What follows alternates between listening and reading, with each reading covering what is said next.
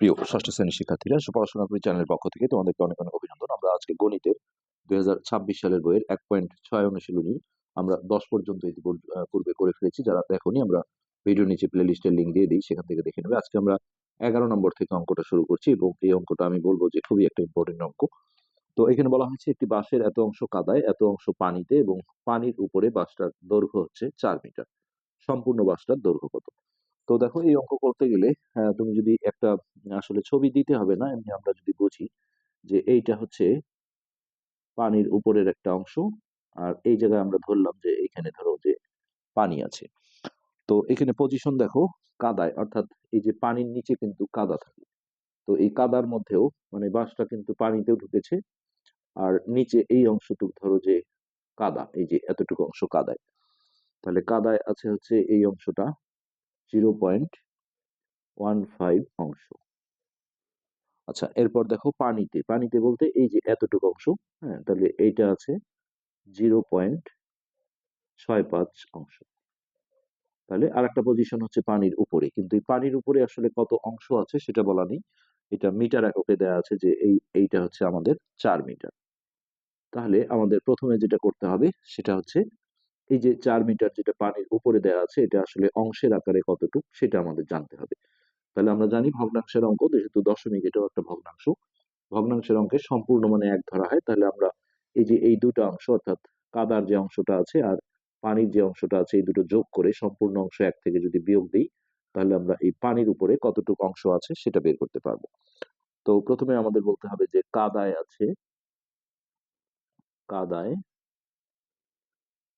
আছে 0.15 অংশ। এরপর হচ্ছে পানিতে আছে, পানিতে আছে 0.65 অংশ। তো আমরা এইভাবে টান দিয়েও যোগ করতে পারি। তাহলে এখানে আমরা বলবো যে কাদা ও পানিতে আছে বলে এই দুটো আমরা যোগ করে নেব। তাহলে 5 5 10 শূন্য, হাতে 1, 6 একে 7, 7 একে 8, এখানে দশমিক দিয়ে শূন্যটা দিলাম অংশ। তো তোমরা জানো দশমিকের পরে লাস্টে এই শূন্যটার কোনো দাম থাকে না, এটা রাখলেও যা উত্তর হবে, না রাখলেও একই উত্তর হবে। তো এখন দেখো, অতএব পানির উপরে আছে, পানির উপরে আছে। তো সম্পূর্ণ অংশ হচ্ছে 1, এই 1 থেকে আমি এই 0.80 এটা বিয়োগ করে নেব। তো এটা বিয়োগ করতে গেলে দেখো রাফে 1-এর পরে দশমিক দিয়ে দুটা শূন্য নিতে হবে। একটা পূর্ণ সংখ্যার পরে তুমি দশমিক দিয়ে যতগুলো খুশি শূন্য নিতে পারো। তার নিচে এটা আমরা যদি বসাই 0.80, এবার আমি বিয়োগ করব, 8 আছে 10 হবে 2, হাতের 1 এখানে আসলে 1 1 মিলে গেল শূন্য। এখানেও কিন্তু এই শূন্যটা আমরা ছেড়েও দিতে পারি অথবা রাখতেও পারি। তো এই হচ্ছে এত অংশ। তার আগে এখানে অনেকে যেমন ধরি সম্পূর্ণ অংশ 1 এটা লেখে, এটা লিখে লিখতে পারো, না লিখলেও সমস্যা নেই। এখন আমরা একটা লাইন করব, দেখো এই পানির উপরের যে অংশটা আছে এটার দৈর্ঘ্য কিন্তু 4 মিটার। তাহলে আমরা এইভাবে বলি যে এত অংশ বাঁশের বাঁশের দৈর্ঘ্য 4 মিটার। তো এখানে দেখো সম্পূর্ণ বাঁশটার দৈর্ঘ্য চেয়েছে, তো সম্পূর্ণ মানে আমরা বললাম যে এক অংশ। তো সিম্পলি ঐকিক নিয়মে আমরা এখানে এক অংশ বাঁশের দৈর্ঘ্য, তো কোনো কিছু নিচে একে বের করলে এটা ভাগ হয়, অর্থাৎ আমরা এইভাবে নিচে বসাবো 4 ভাগ 0.20। তো কেউ যদি এই শূন্যটা ছেড়ে দাও, তাহলে তার দশমিক তুলতে গেলে দেখো দশমিকের জন্য একটা 1 আর তার পরের একটা অঙ্কের জন্য শূন্য, অর্থাৎ উপরে একটা 10 দিয়ে গুণ দিতে হবে। আর যেহেতু আমি এই শূন্যটা রেখেছি, সেক্ষেত্রে আমি দশমিক তুলতে গেলে হচ্ছে যে দশমিকের জন্য একটা 1, আর এই যেহেতু দুইটা অঙ্ক আছে তাহলে দুইটা শূন্য, অর্থাৎ 100 বসাবো। সেটা কিন্তু উপরে নিতে হবে। তাহলে এই 4 গুণন 100 ভাগ হচ্ছে, এটা তখন 20 লিখতে হবে। আর এই সামনের শূন্যটার কোনো দাম নেই। এবার আমরা যদি কাটাকাটি করি, 5 বিশং 100, নিচে 1, নিচের 1-এর কোনো দাম নেই।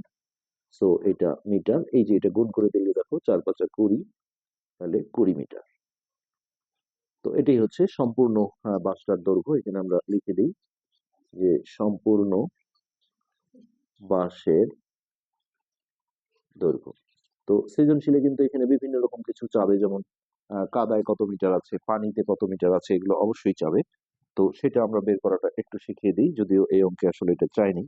এখানে কিন্তু আমাদের সম্পূর্ণ বাসটার দৈর্ঘ্য বের করলেই সেটি কিন্তু অ্যান্সার হবে, এখানে আর বাড়তি কিছু আমাদের এখানে চাইনি। তো আমি একটু দেখাই যে যদি চায়, অবশ্যই চাবে এটা, কাদায় কত মিটার আছে যদি বলে, তাহলে কাদায় আছে, এই যে আমরা দেখো এখন সম্পূর্ণ অংশটা পেয়ে গেছি 20। এই 20 এর বা গুণন কাদায় যে ভগ্নাংশটা ছিল 0.15, এটা গুণ করে এখানে মিটার লিখে দিতে হবে। তো এটা যদি আমরা গুণ করি তাহলে দেখো 1500, 15 দুগুণে 30, আর এই ডান দিক থেকে 2 ঘর পর দশমিক দিলে এখানে এই শূন্য শূন্যর কোনো দাম নেই, অর্থাৎ 3 মিটার। তাহলে এটা হবে 3 মিটার। একইভাবে যদি পানিতে কত মিটার আছে এটা চাওয়া হয়, তাহলে পানিতে আছে, তাহলে এই সম্পূর্ণ বাসটার দৈর্ঘ্য ছিল 20 গুণন 0.65 লিখে এখানে আমরা মিটার লিখে দেবো। তো এটা যদি আমরা 20 দিয়ে গুণ করি তাহলে প্রথমে একটা শূন্য বসবে, 5 দুগুণে 10-এর শূন্য হাতে 1, 6 দুগুণে 12 আর 1-এ 13, ডান দিক থেকে 2 ঘর পর দশমিক দিলে এটা এই শূন্যগুলোর দাম নেই, দশমিকটা উঠে যাবে 13 মিটার। এখন দেখো আমরা যদি হিসাবটা মিলাই যে পানিতে আছে 13 মিটার, কাদায় আছে 3 মিটার, তাহলে এটা 13 লিখে ফেলি। 13 আর 3 14, 15, 16, আর পানির উপরে কিন্তু 4 মিটার বলা ছিল, তাহলে 16 আর 4-এ 20, এই যে সম্পূর্ণ বাঁশের দৈর্ঘ্য দেখো 20 মিটার আছে। তার মানে এ থেকে বোঝা যায় যে অঙ্কটা আমাদের সঠিক আছে। তো এরপর হচ্ছে 12 নম্বর।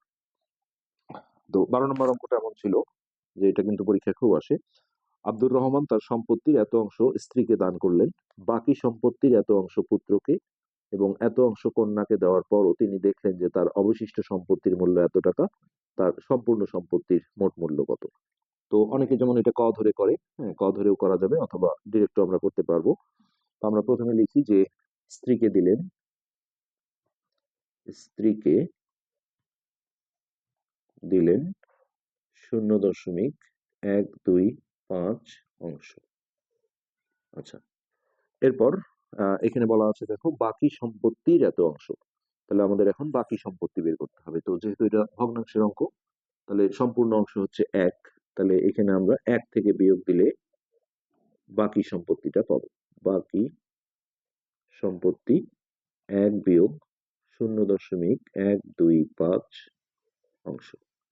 তো এই বিয়োগটা করতে গেলে দেখো রাফে তোমাদের একের পরে দশমিক দিয়ে 3টা শূন্য নিতে হবে, 1 2 3, তার নিচে আমরা এটা বসাবো 0.125।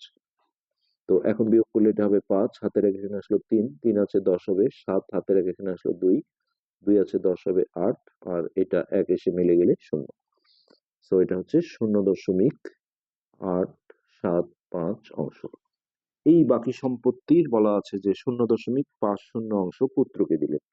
তাহলে এখন দেখো পুত্রকে দিলেন, এই যে বাকি সম্পত্তি যেটা আছে 0.875 এর বা গুণন 0.50 এত অংশ। তো ওকে, এটা আমাদের গুণ করে নিতে হবে। তো সহজ সিস্টেম, এই শূন্যটা তোমরা ছেড়েও দিতে পারো, আর যদি রাখো তাহলে গুণ করতে হবে। তো এই শূন্যটা আগে বসিয়ে দিলাম, তারপর দেখো সিম্পলি 5 দিয়ে গুণ করে দেবো। 5 5 25-এর 5, হাতে 2, 5 7 35 আর 2 37-এর 7, হাতে 3, 50 40 আর 3 43। এবার এইখানে দেখো 1 2 3 4 5 ঘর পর দশমিক হবে, 1 2 3 4 5, অর্থাৎ এইখানে সামনে একটা শূন্য দিলাম। তো এই শূন্যটা আপাতত আমরা রেখে দিলাম, এটা ছেড়ে দিলেও একই উত্তর হবে। এরপর দেখো কন্যাকে দিয়েছে, তাহলে কন্যাকে দিলেন, এটাও কিন্তু এই বাকি সম্পত্তির সাথেই সম্পর্কিত। 0.875 গুণন 0.25 অংশ। তো এটা আমাদের একটু রাফে গুণ করে নিতে হবে। 0.875 আর হচ্ছে দশমিক পরেও দেওয়া যাবে 25। তাহলে 5 5 25-এর 5, হাতে 2, 5 7 35 আর 2 37-এর 7, হাতে 3, 50 40 আর 3 43। এরপর এক ঘর শূন্য, 2 দিয়ে 5 দুগুণে 10-এর শূন্য হাতে 1, 7 দুগুণে 14 আর 1-এ 15, 5 হাতে 1, 8 দুগুণে 16 আর 1-এ 17। তাহলে 5 7 5 3 8, 7 4 11, 1 হাতে 1, 1 আর 1-এ 2, তাহলে এখানে 3 ঘর, এখানে 2 ঘর, ডান দিক থেকে মোট 5 ঘর পর দশমিক, 1 2 3 4 5, অর্থাৎ এই সামনে দশমিকটা হবে। তাহলে 0.2185 অংশ। তো এই আমরা পেয়ে গেলাম যে প্রথমে স্ত্রীকে দিয়েছিলেন সম্পত্তির এত অংশ, তারপর 1 থেকে বিয়োগ দিয়ে আমরা বাকি অংশটা বের করলাম। তারপরে এই বাকি অংশের এতটুকু হচ্ছে পুত্রকে দিয়েছেন, আবার বাকি অংশের এতটুকু কন্যাকে দিয়েছেন। এখন বলা হয়েছে দেখো যে এই পুত্র এবং কন্যাকে দেওয়ার পরও তিনি দেখলেন তার অবশিষ্ট সম্পত্তির মূল্য এত। তো মূল্য বের করার আগে আমার অবশিষ্ট সম্পত্তির অংশটা বের করতে হবে।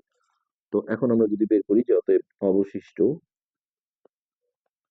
থাকে, হ্যাঁ, এখন যে সম্পূর্ণ অংশ মানে মোট 1 সেটা কিন্তু আমরা নেব না। কেননা এই যে একবার যে দান করার পরে দেখো এখানে বাকি সম্পত্তি আমরা বের করে রেখেছিলাম, এইটার পরেই কিন্তু এই খরচগুলো হয়েছে। সো এখন আমাদের অবশিষ্ট সম্পত্তি বের করার আগে আরেকটা কাজ করে নিতে হবে, এই পুত্র আর কন্যাকে কতটুকু দিলেন সেটা যোগ করে নিতে হবে। পুত্র ও কন্যাকে দিলেন,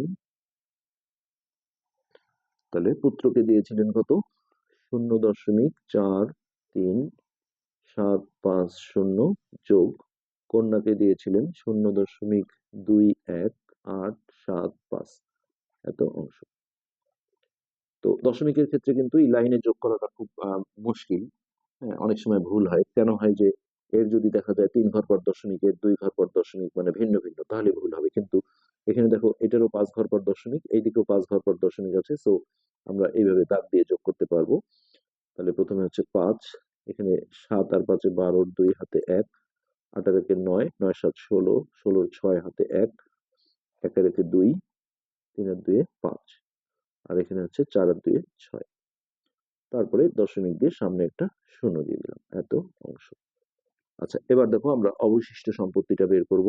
অবশিষ্ট থাকে, এই যে এখানে যে বাকি সম্পত্তিটা ছিল এইটা থেকে বিয়োগ দিতে হবে, অর্থাৎ 0.875 বিয়োগ এটা 0.6565। তো অনেকের কাছে মনে হতে পারে এটাই তো ছোট, কিন্তু আসলে ঠিক দশমিকের পরের ঘরটা দেখতে হয়। এখানে দেখো দশমিকের পরের ঘরটা 8 আর এখানে 6, এখানে যত ডিজিটই থাক না কেন এটাই কিন্তু বড়। তো এই বিয়োগটা করতে গেলে আমাদের ফার্স্ট টাইম এইটা লিখে 0.875, এখানে যেহেতু 5টা অঙ্ক আছে তাহলে আরো দুটো শূন্য দিয়ে এইভাবে করে নিতে হবে। তারপর এটা আমরা যদি নিচে বসাই তাহলে 6 5 6 2 5, এবার আমরা বিয়োগটা করতে পারবো। তাহলে 5 হাতের এক এখানে আসলো 3, 3 আছে 10 হবে 7, হাতের এক এখানে আসলো 7, 7 আছে 15 হবে 8, হাতের এক এখানে আসলো 6, 6 আছে 7 হবে 1, হাতে নেই 6 আছে 8 হবে 2। এই, তার আগে আমাদের এখানে একটু চেক করে নিই আমাদের যোগগুলো ঠিক আছে কিনা। 5 7 5 12, 2 হাতে 1, 8 আর 1 9, 9 এর সাথে 16, 6 হাতে 1, 1 আর 1 2, 3 আর 2 5, 4 আর 2 6। হ্যাঁ, তো এইটা আমরা বসিয়ে দিই 0.21875 অংশ। তো এই অংশটার মূল্যই কিন্তু এই অবশিষ্ট অংশের মূল্যই দেয়া ছিল। আমরা এখন যদি লিখি যে 0.21875 অংশের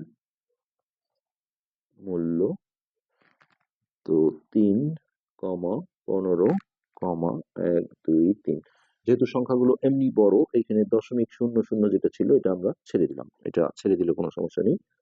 তো সম্পূর্ণ অংশ মানে এক অংশের মূল্য, তাহলে এটা নিচে যাবে 3,15,1 2 3 ভাগ হচ্ছে 0.21875। তো এইটার দশমিকটা তুলতে গেলে দেখো এখানে উপরে দশমিকের জন্য একটা 1, আর এরপরে 1 2 3 4 5টা অঙ্ক আছে, তাহলে 5টা শূন্য নিতে হবে, 1 2 3 4 5। তো এটা একটু বড় ক্যালকুলেশন, তবে তোমরা যদি কাটাকাটি করো তাহলে বেশি সোজা হবে, আর না হলে এই দুটো গুণ করে সেটাকে এটা দিয়ে ভাগ করতে হবে, তাহলেও কিন্তু একই রেজাল্ট আসবে। তো আমরা দেখি কোনটা করা যায়। কাটাকাটি হয়তো অনেকে পছন্দ করে না, তাহলে এই দুটো গুণ করে দিই। গুণ করলে হবে 3 1 5, 1 2 3, আর এখানে 5টা শূন্য, 1 2 3 4 5 ভাগ নিচে আছে 21,875।